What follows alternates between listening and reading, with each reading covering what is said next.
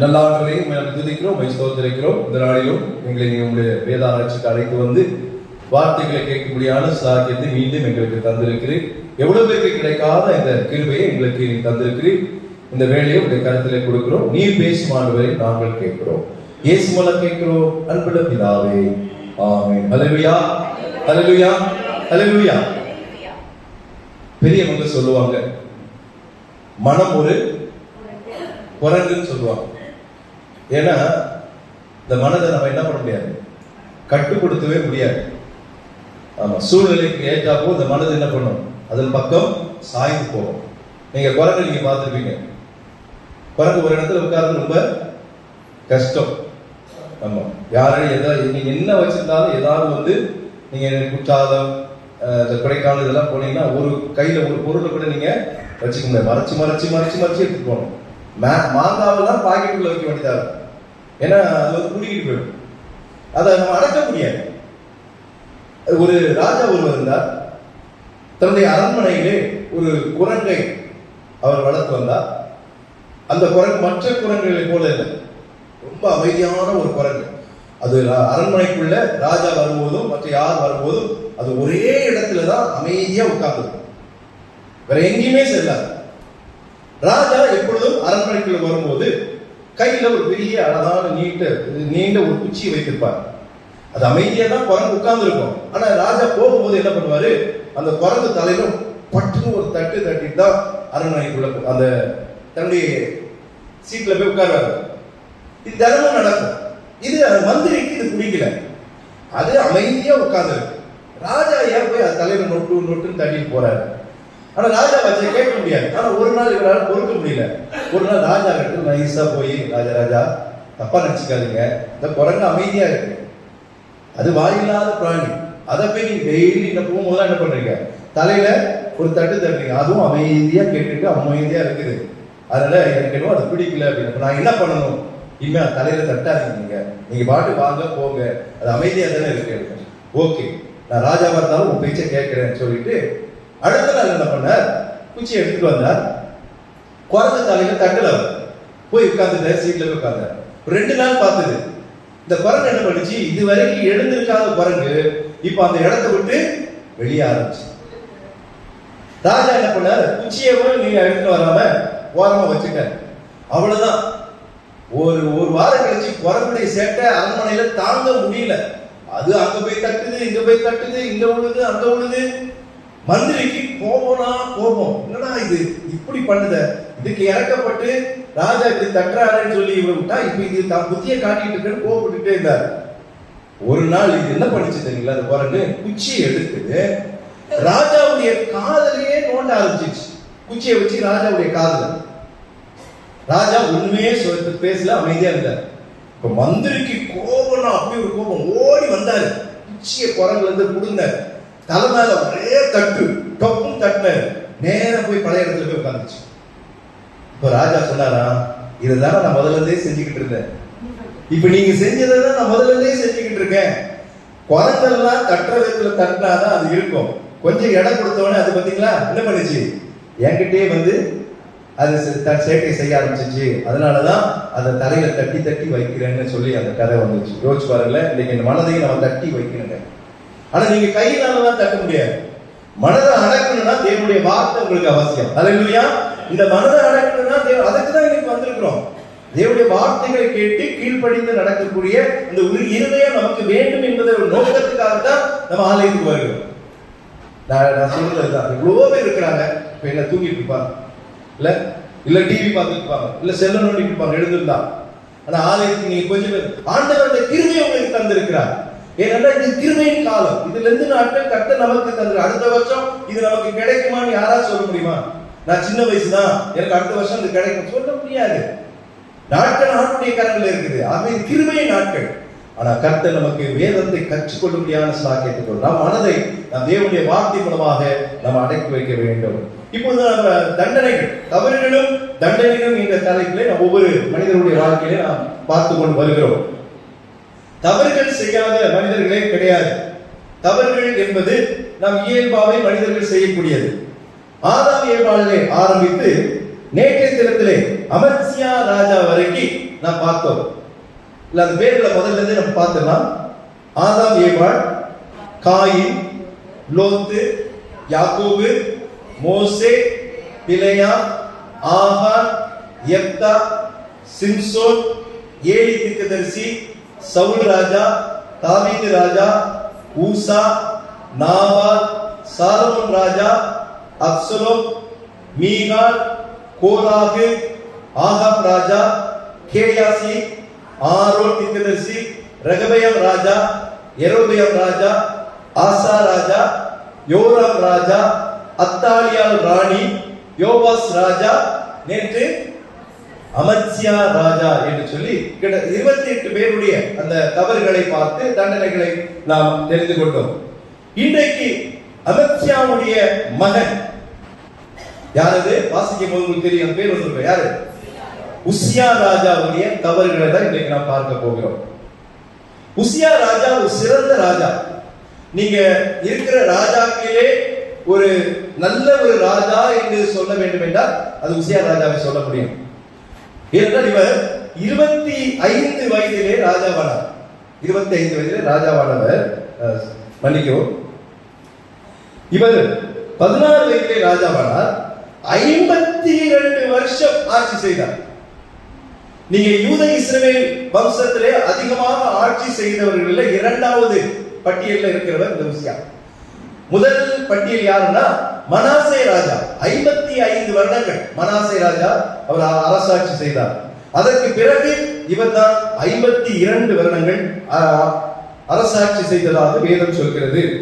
இரண்டாவது பெரிய நீண்ட ஒரு ஆட்சி செய்தவர் இந்த உசியா ராஜா. 2 ராஜாக்கள்ல இந்த கதை படிக்கும் போது உசியா ராஜா என்று பேர் வராது. என்ன பேர் வருதுங்களா? அசரியா ராஜா என்று வருகிறது. நீங்க உசியாவுக்கு 2 பேர், அசரியா ராஜாவும் அவர்தான், உசியா ராஜாவும் அவர்தான். ஏன்னா உசியா என்றால் கர்த்தர் என்னுடைய பலன் என்று அர்த்தமா. கர்த்தர் அவருக்கு பலனா இருந்தார் என்று சொல்லி வேதம் சொல்கிறது. நீங்க ஏன் நான் யோசிச்சு பார்த்தேன், ஏன் 2 நாளாகமத்துல அசரியா என்ற வார்த்தையை இங்க வேதம் பயன்படுத்தலன்னா, இங்க தீர்க்கதரிசியுடைய பேரு அசரியா என்று வருகிறது. அப்போ 2 பேர் குழப்பம் வரக்கூடாது என்பதுதான் அவருடைய மறுபேராகிய அசரி உசியா என்பதை தெரியப்படுத்துகிற பார்க்கிறோம். நீங்க 2 ராஜாக்கள் 15ஆம் அதிகாரம் 1ஆம் வசனத்துல போய் பார்த்தீங்கன்னா தெரியும். அமத்சியாவுக்கு பிறகு அசரியா ராஜாவானான் என்று சொல்லி வரும். அப்ப நம்ம குழப்பிடக்கூடாது, அங்க அசரியான்னு வருது, இங்க உசியான்னு வருது. அந்த அசரியா தான் இந்த உசியா. 2 நாளாகமத்துல உசியா என்று சொல்லப்படுகிறது. இவர் ஒரு சிறந்த மன்னர்களில் ஒருவராக வேதம் சொல்லப்படுகிறது. இவர் எப்படிப்பட்டவர் என்பதை பார்த்துட்டு நம்ம தவறுக்குள்ள போவோம். 26ஆம் அதிகாரம் 4ஆம் வசனத்தை வாசிங்களேன். அவன் தகப்பனாகிய அமத்சியா செய்தபடியெல்லாம் கர்த்தரின் பார்வைக்கு செம்மையானதை செய்து. உங்களுக்கு நேற்றே உங்களுக்கு சொன்னேன், 50-50 யாரு? இந்த அமத்சியா இல்ல, கொஞ்சம் நல்லது செய்யறான், கொஞ்சம் தேவனுக்கு விரோதமாகவும் செய்யறான்.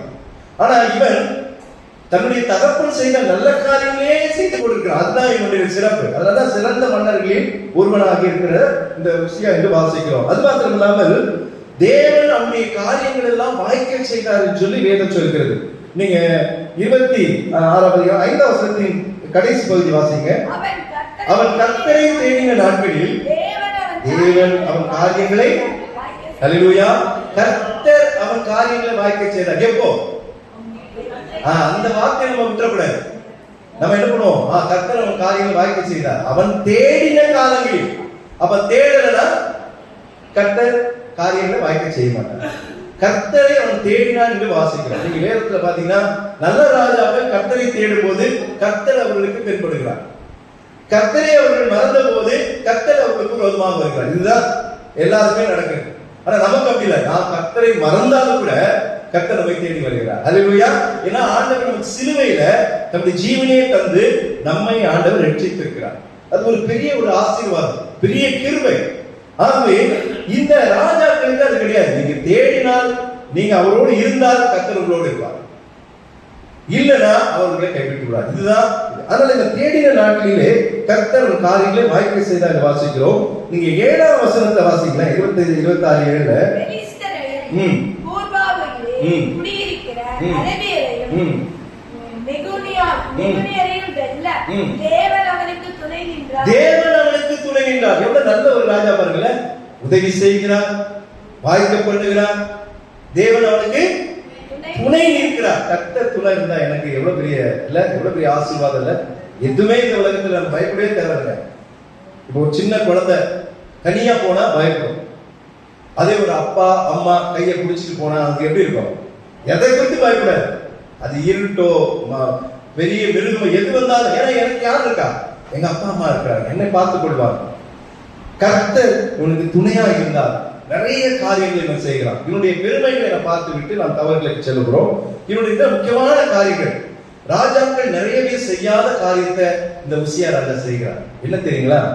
இவர் பொருளாதார காரியங்களை மாத்திரமல்ல, விவசாயத்துறை, அதாவது வேளாண்மை துறையையும் உயர்த்தும்படியாக இவர் வேலைகளை செய்யார்கள். எந்த ராஜாக்களும் அதை செய்யும், இவர் தான் செஞ்சார்.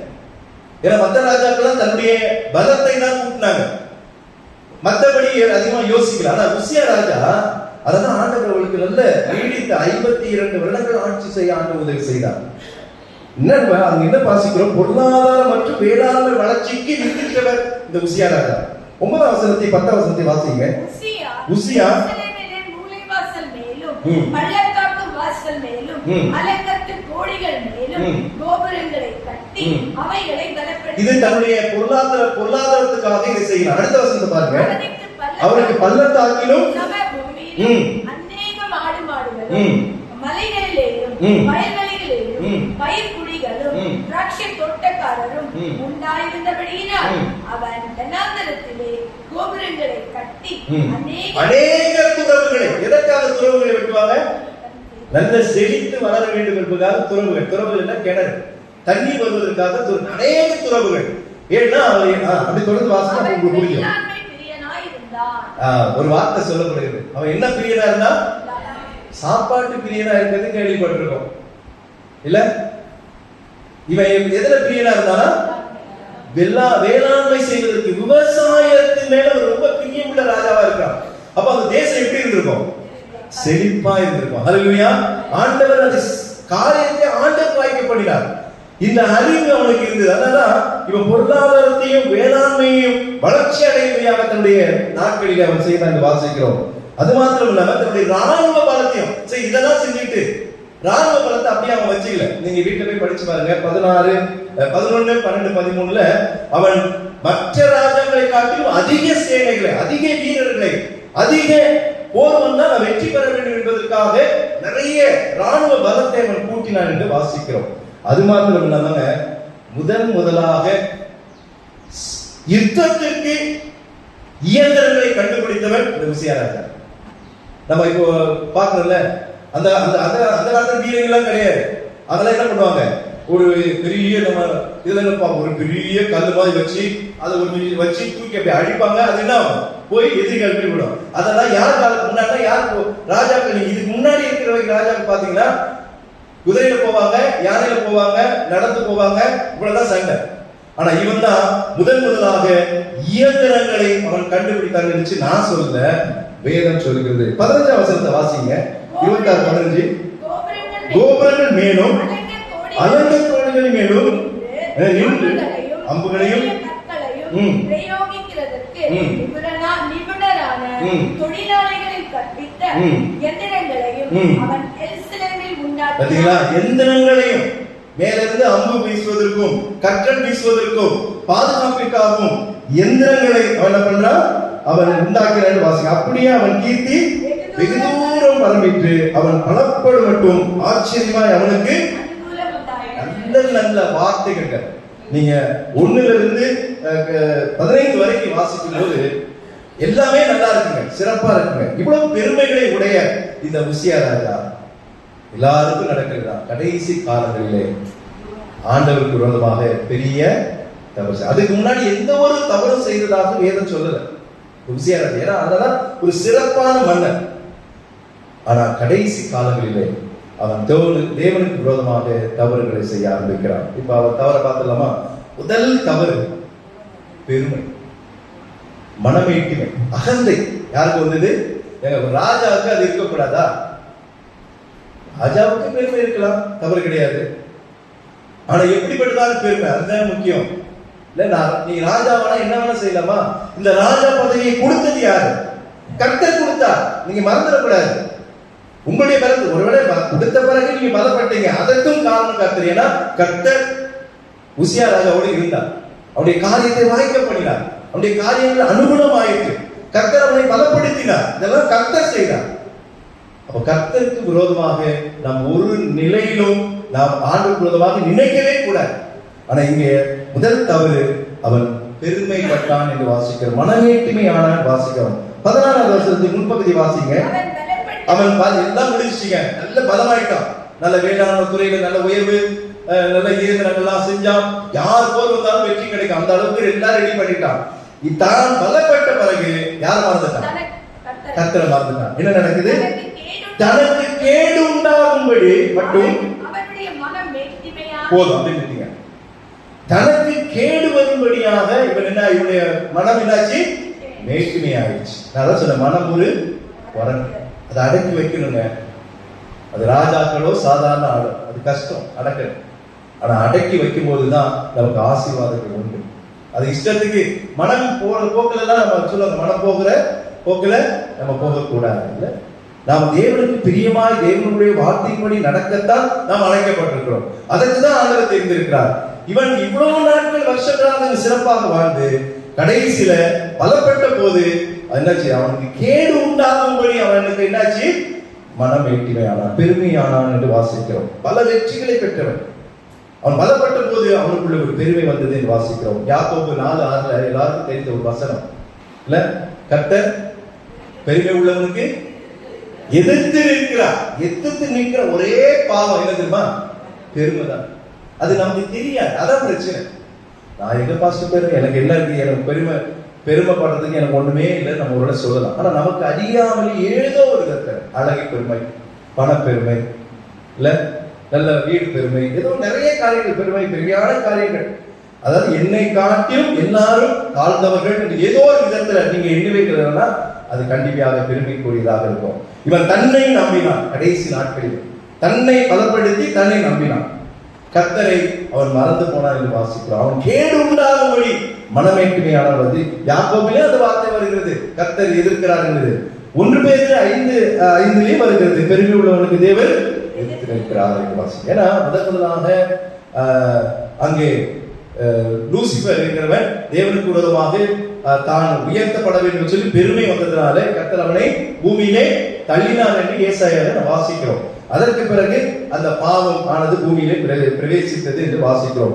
ஆக இந்த பெருமை தான் ஒரு முக்கியமான ஒரு காரியம். கர்த்தர் வெறுக்கிற ஒரு பாவங்களிலே பெருமை ரொம்ப முக்கியமாக இருக்கிறது. நீதிமொழி ஒரே வசனத்தை வாசிச்சு அடுத்த காரியத்துக்கு போறேன். நீதிமொழிகள் 8:13 வாசிங்க. நீதிமொழிகள் 8:13.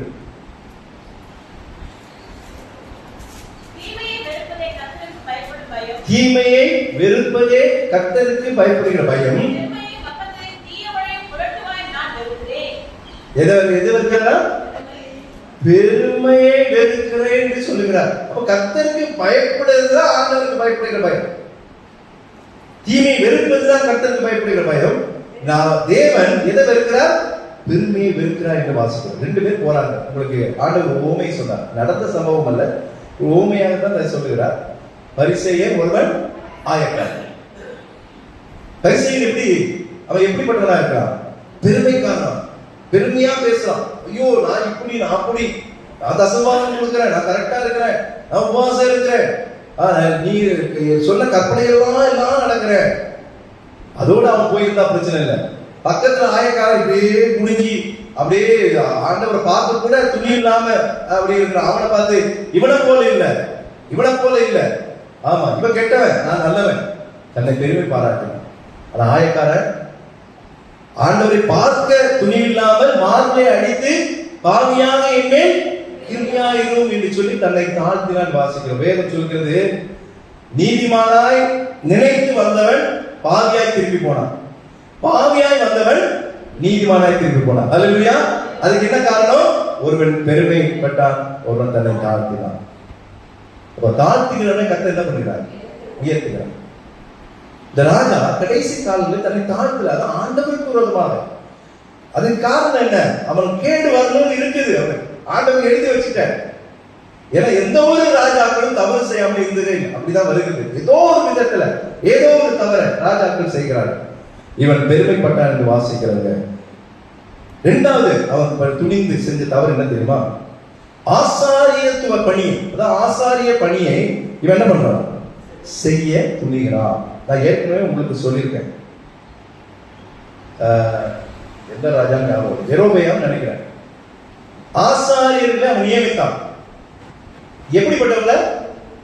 ஈனமானவர்களை, ஞாபகம் இருக்குங்களா? ஈனமானவர்களை தனக்கு பிடித்தவர்களை. ஆசாரிய ஊழியம் லேவி கோத்திரத்தார் தான் வரணும். அதுதான் முறை. அது நீ ராஜாவா இருக்கட்டும், யாரா இருக்கட்டும், ஆண்டவர் யாரை சொல்லுகிறாரோ அந்த லேவி கோத்திரத்தார் ஆட்கள் தான் ஆசாரிய பணியை செய்யணும். தூபம் காட்டுறதுலாம் அவங்க வேலை. நீ ராஜாவா இருந்தாலும் இங்க என்ன பண்ணக்கூடாது, அது செயல்படுத்தக்கூடாது. இவன் என்ன பண்ணாங்க? தொடர்ந்து வாசிங்க 16 வசனத்துல.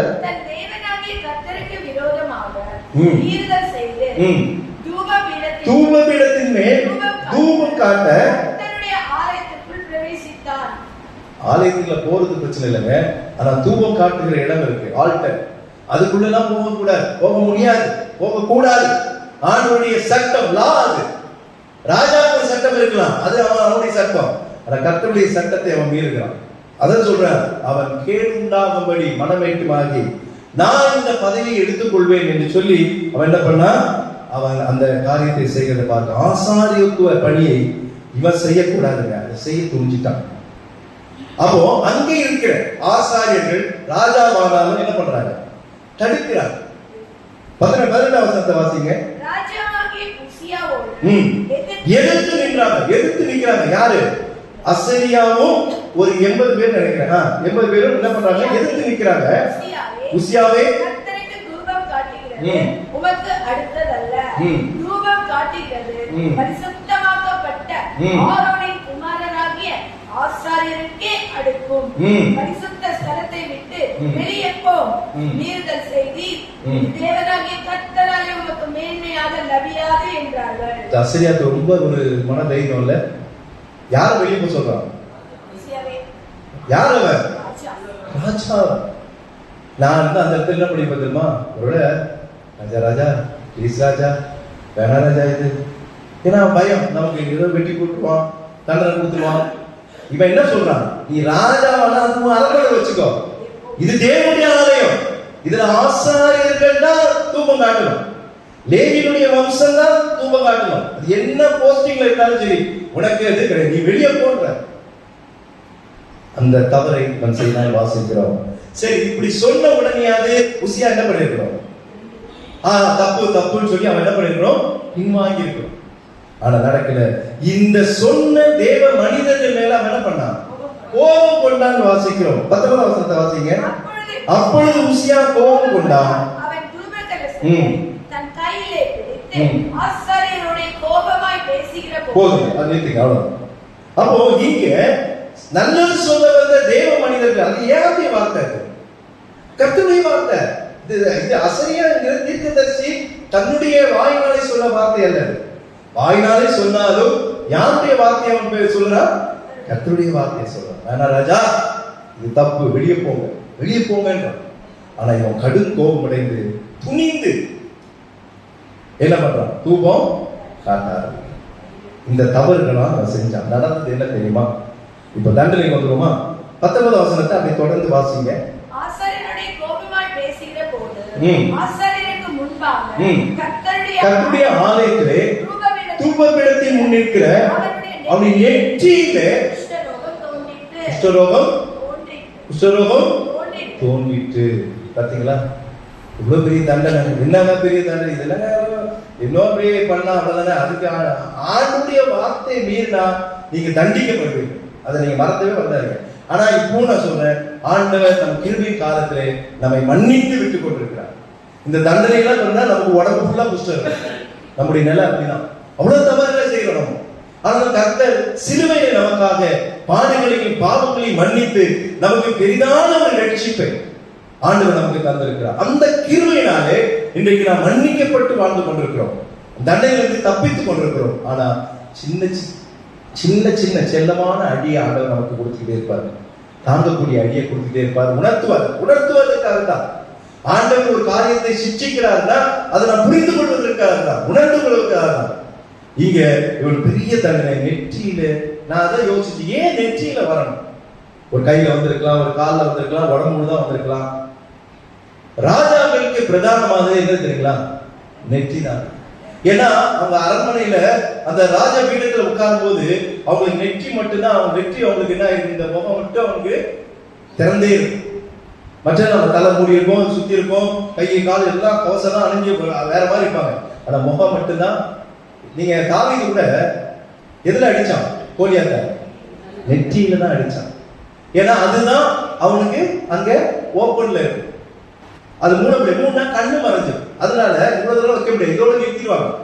அப்ப அந்த நெற்றியில குஷ்டம் வந்ததுக்கு காரணம் என்னன்னா, மற்றவர்கள் உசியாவுக்கு பெற்ற தண்டனையை மற்றவர்கள் அறிந்து கொள்ள வேண்டும். வாழ்நாள் முழுவதும் அதை மறைக்க முடியாது. மறைச்சீங்கன்னா கண்ணு தெரியாது. எதை போட்டு மறைப்பீங்க நீங்க? இல்ல அப்படிதான். அப்போ யோசிச்சு பாருங்க, ஆண்டவர் தண்டனையை கூட எப்படி கொடுக்கிறார் பார்த்தீங்களா?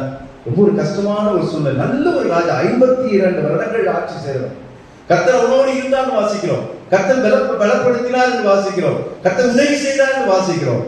கடைசி காலங்களில் கர்த்தருக்கு விரோதமாக மனவேற்றுமை ஆகி ஆசாரியத்துவ பணியை அவன் செய்ய நினைத்து தேவ தீர்க்கதரிசிகளுடைய மேல் கோபம் கொண்டனால கர்த்தர் அவனுக்கு நெற்றியிலே குற்றத்தை வரவழைத்தார் என்று வாசிக்கிறார். அது மாத்திரம் இல்லாம அவன் ஆலயத்திலிருந்து போக துரத்திட்டாங்க, வெளியே துரத்திட்டாங்க. 20 வசனத்தை வாசிங்க. இரண்டாவது தண்டனை சகல ஆசாரியரும் அவனை பார்க்கும்போது இதோ அவன் தன் நெற்றியிலே குஷ்டரோகம் பிடித்தவன் என்று கண்டு அவனை தீவிரமாய் அங்கே இருந்து வெளிப்பட பண்ணினார்கள். உடனே ஏன்னா குஷ்டரோகம் இருக்கிறவங்க ஆலயத்துக்குள்ள வரக்கூடாதாங்க அந்த நாட்கள்ல. அப்ப அவங்க என்ன பண்ணும்? அவங்க வெளியே துரத்தப்பட வேண்டும். ஒரு ராஜாவாக இருந்தா கூட இன்னைக்கு ஆலயத்திலிருந்து அவன் என்ன பண்றான்? துரத்தப்படுகிறதை பார்த்தோம். என்னங்க பெரிய தண்டனை செஞ்சான்? சின்னதா பெரும். அவனுக்கு அது ரொம்ப பெரும். நான் ராஜா தானே, நான் தூபம் காட்டினேன் என்ன அப்படின்னு நினைச்சான். ஆண்டவர் அவனை தண்டித்தான் வாசிக்கிறது. ஆண்டவர் மன்னிச்சிருக்கலாம். ஆனா வேதம் சொல்றது அவன் தனிமைப்படுத்தப்பட்டான். பெரிய தண்டனை. தனிமை ரொம்ப ரொம்ப ஒரு அது ஒரு இருக்கிறவங்களுக்கு தெரியும். யாருமே இல்லாம தனிமையா இருக்கிறாங்க பாத்தீங்களா, அது ஒரு பெரிய தண்டனை. ராஜாவுக்கு அது நடந்தது. 21 வசனத்தை வாசிங்க.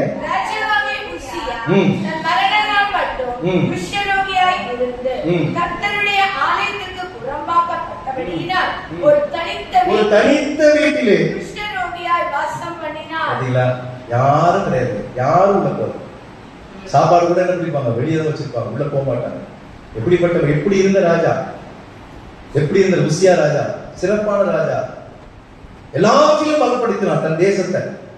தன்னை அவன் தன் பலத்தை அவன் இழந்து போனான். அவன் பலப்பட்ட போது பெருமை உண்டாச்சு. இப்ப அவன் பலத்தையே அவன் இழந்து நிற்கிறான். ஒண்ணுமே இல்லை, தனி தனி தனி மரமாயிட்டான். அவ்வளவுதான். எவ்வளவு பெரிய தண்டனை ஆண்டவர் கொடுத்தாரு அவனுக்கு பாத்தீங்களா?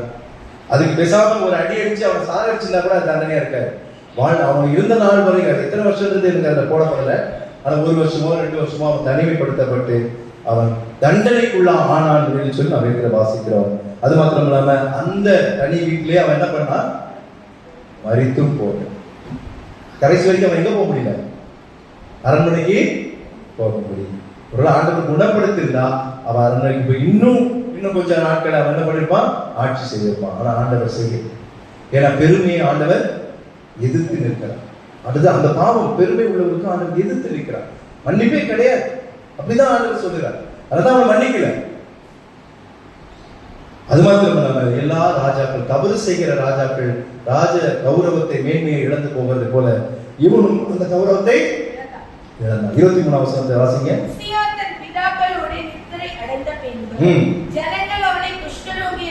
ஜனங்கள் அவனை குஷ்டரோகி என்று சொல்லி அவனை ராஜாக்களை அடக்கம் பண்ணுகிற இடத்திற்கு அருகான நிலத்திலே அடக்கம் பண்ணினார்கள். எனக்கு என்னவோ அவங்க பிதாக்கள் அண்டையும் இல்ல, ராஜாக்கள் அண்டையும் இல்ல.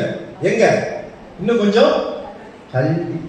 நான் ஏற்கனவே சொன்னேன், ராஜாக்கள் இறந்தா அவங்க என்ன பண்ணுவாங்க? ஜனங்கள் அந்த நாட்களிலே கந்த வர்க்கத்தை எல்லாம் படைத்து வீடு இல்ல என்ன பண்ணுவாங்க? தன்னுடைய துக்கத்தை வெளிப்படுத்தி அவர்களுடைய மேன்மையை மேன்மைப்படுத்துவார்கள். ஆனா அது கூட இவருக்கு நடக்கல. பிதாக்களுடைய ராஜாக்கள் வைக்கிற தள்ளி போய் வச்சுட்டாங்க. ஏன்னா அவனுக்கு என்ன இருந்தது? குஷ்டரோகத்தோடு மறித்தான். அதனால ஆண்டவர் அவனை தண்டித்தான் என்று வாசிக்கிறோம். 52 வருடங்கள் ஆட்சி செய்த அசரியா என்கிற அந்த ராஜா தன்னுடைய வாழ்க்கையில கடைசி நாட்களில் ஆண்டவருக்கு விரோதமாக தவறு பாவங்கள் செய்ததாலே கர்த்தர் அவனை தண்டித்தார் என்று வாசிக்கிறோம்.